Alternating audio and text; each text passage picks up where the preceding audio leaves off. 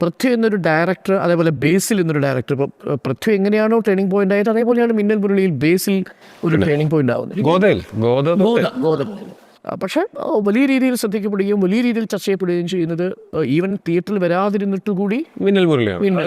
Next ബേസിലിൻ്റെ ആണെങ്കിലും ഈ പറഞ്ഞ പോലെ എനിക്ക് ഭയങ്കര സന്തോഷം തോന്നുന്ന ഒരു വളർച്ചയാണ് ബേസിലിൻ്റെ ആദ്യത്തെ പടം കുഞ്ഞിരാമായണത്തിൻ്റെ ഒരു 2 മടങ്ങാണ് രണ്ടാമത്തെ പടത്തിൻ്റെ ബഡ്ജറ്റ് എന്ന് പറയുന്നത്.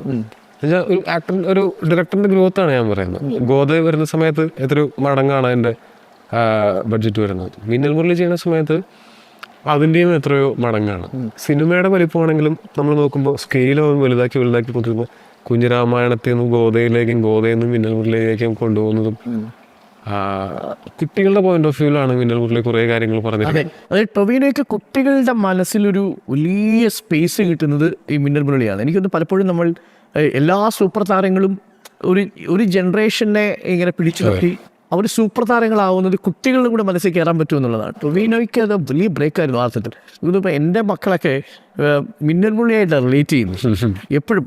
ഒരു കാലത്ത് അതിലെ പാട്ട് സീനാണെങ്കിലും ശരി, ആക്ഷൻ സീനുകളാണെങ്കിലും ശരി, കേരളത്തിലെ ഒരുപാട് കുട്ടികൾ അല്ലേ നിങ്ങളുടെ ഫാൻസ് ആയിട്ടുണ്ട് ആ അർത്ഥത്തിൽ. തീർച്ചയായിട്ടും ആ സിനിമ അങ്ങനത്തെ ക്യാരക്ടർ ചെയ്യാനൊക്കെ ഒരു ഭാഗ്യമാണ്. കാര്യം എന്താ വെച്ചാൽ ഞാനും പേഴ്സണലി ഈ കുട്ടികളുടെ പോലത്തെ ഈ സൂപ്പർ ഇഷ്ടപ്പെടുന്ന ഒരാളാണ്. തഹാൻ കണ്ടിരുന്നു. ഞങ്ങൾ ആദ്യം മിന്നൽ മുരളി കാണുന്നത് ബേസിലിന്റെ വീട്ടില്, ഹോം തിയേറ്ററിൽ. ഞാൻ, എൻ്റെ അപ്പൻ, അമ്മ, എൻ്റെ ഭാര്യ, ചേട്ടനുണ്ട്, ചേട്ടനും പിന്നെ ഇസ ഉണ്ടായിരുന്നു. അപ്പോൾ താനും ഉണ്ടായിരുന്നു. അപ്പോൾ താൻ അന്ന് തീരെ ചെറുതാണ്. ഇസ അന്നത് കണ്ട്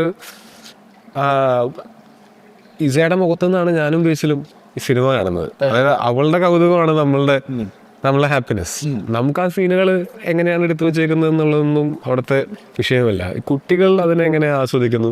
എല്ലാ മനുഷ്യരുടെ ഉള്ളിലുണ്ടല്ലോ അങ്ങനത്തെ ഒരു കുട്ടി. അവര് വളരാൻ അനുവദിക്കാതെ വെക്കുന്ന ഒരു ചെറിയ കുട്ടി ഭൂരിഭാഗം എൻ്റെ ഉള്ളിലുണ്ട്, ബേസിൻ്റെ ഉള്ളിലുണ്ട്, എനിക്ക് പരിചയമുള്ള ഒരുപാട് ആൾക്കാരുടെ ഉള്ളിലുണ്ട്.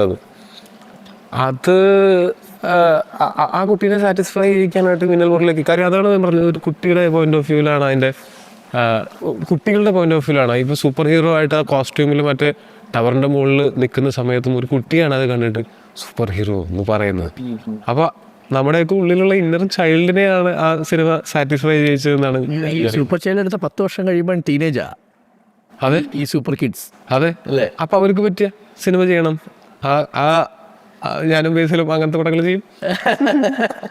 ചിലപ്പോൾ മിന്നൽ മുരളി അവർക്ക് അപ്പം ഇഷ്ടപ്പെടുന്ന രീതിയിലുള്ളൊരു മിന്നൽ മുരളി ആയിരിക്കും.